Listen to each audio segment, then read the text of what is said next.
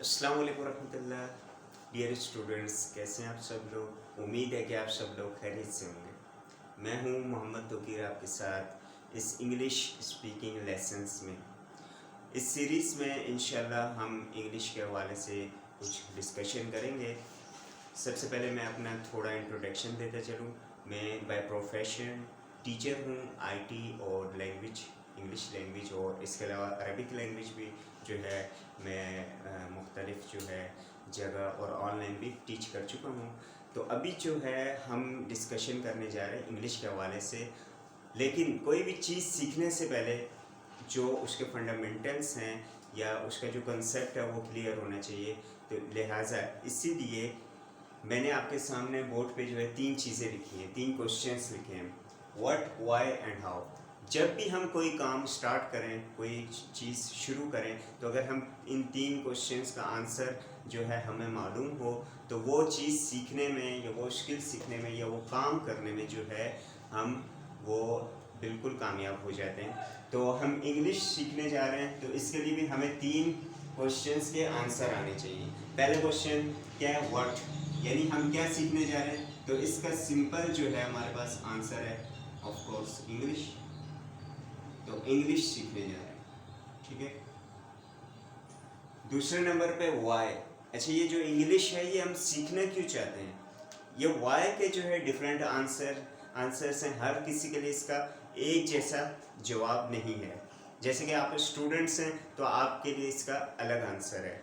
जैसे कि अगर आप स्टूडेंट्स हैं तो आपके रिक्वायरमेंट्स क्या है इंग्लिश सीखने के लिए कि आप ग्रामर सीखें और आपके जो इंग्लिश वगैरह के पेपर्स वगैरह हैं उनको क्लियर करें, और इसी तरह आप जो है हायर एजुकेशन की तरफ जो है मूव करें।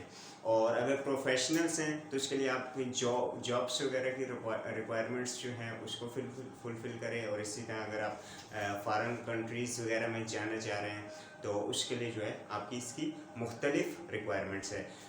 इसके अलावा अगर आप सोशल मीडिया वगैरह का यूज़ करते हैं तो इंग्लिश जैसे कि इंटरनेशनल लैंग्वेज है, तो सोशल मीडिया पूरे का पूरा तकरीबन इंग्लिश में ही है। और जहाँ कहीं भी आप चले जाएं आपको इंग्लिश में यूट्यूब में इतनी वीडियोस मिलेंगे उर्दू के बनस्बत या हिंदी के बनस्बत। तो हर तरफ इंग्लिश इंग्लिश है। उसकी मेन वजह ये है कि English is an international language, क्योंकि ये बैनुल-अक़वामी ज़बान है। यानी मुख्तलिफ़ ममालिक जो हैं वो आपस में जब कम्युनिकेट करते हैं, बातचीत करते हैं, उनके लोग आपस में मिलते हैं तो वो इस लैंग्वेज का यूज़ करते इस्तेमाल करते हैं। तो वाई, इसके जैसे कि मैंने कहा हर किसी के लिए इसका मुख्तलिफ जो है आंसर है। तो स्टूडेंट्स के लिए वो हो सकती है ये। दूसरे नंबर पर प्रोफेशनल्स,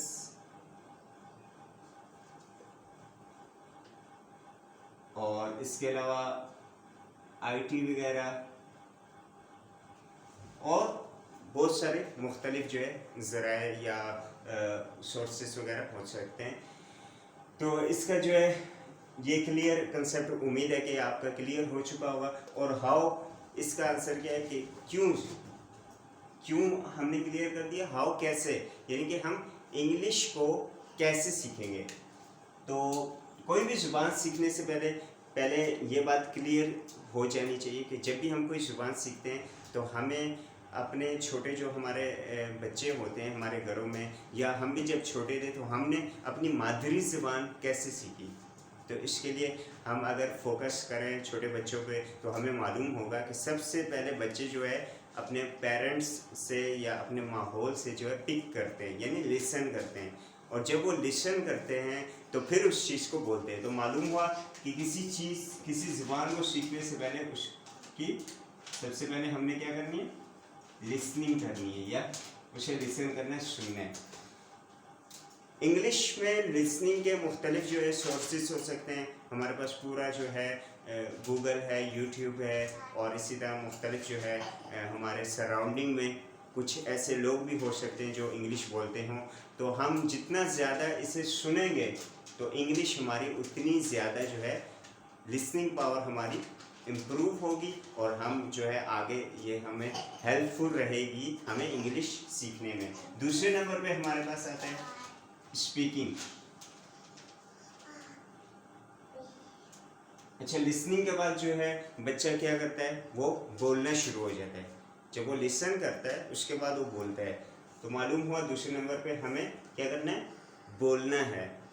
अब बोलने के भी मुख्तलिफ ज़राए हो सकते हैं। अगर हम हमारे पास सराउंडिंग में कोई ऐसा बंदा नहीं है कि जिसके साथ हम कम्युनिकेट करें, बातचीत करें, तो हम जो है मिरर के सामने खड़े हो सकते हैं, शीशे के सामने खड़े होकर हमने जो कुछ भी सीखा उसे बोलने की कोशिश करें। तो ये हमारी प्रैक्टिस हो सकती है।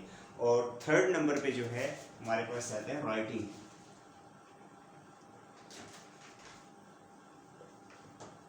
जब हमने लिसन भी कर लिया, उससे बोल भी लिया, तो तीसरे नंबर पे हम जो है उसे लिखना शुरू करते हैं।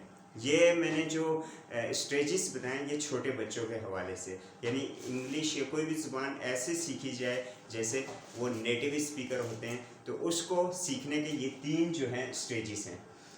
अलबत्ता हम जो है इन स्टेजेस के मुताबिक नहीं सीखेंगे, क्योंकि हमारा जो मेन फोकस है वो स्टूडेंट्स हैं।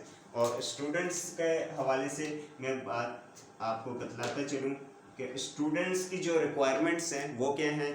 ग्रामर है, सबसे पहले वो ग्रामर सीखेंगे, और जब ग्रामर वगैरह सीखेंगे तो फिर अगर उन्होंने चाहा आगे उनकी रिक्वायरमेंट्स हुई और वो प्रोफेशनल लाइफ में जब आते हैं तो उसके बाद वो जो है इसको बोलना शुरू करते हैं। वरना वो बोलने के तौर पे नहीं सीखते, बल्कि उनकी जो रिक्वायरमेंट्स होती है पेपर्स वगैरह उनको क्लियर करने के लिए। तो स्पोकन लैंग्वेज में जब हम इंग्लिश बोलने की बात करते हैं तो उसमें ग्रामर जो है ज़्यादा मैटर नहीं करती।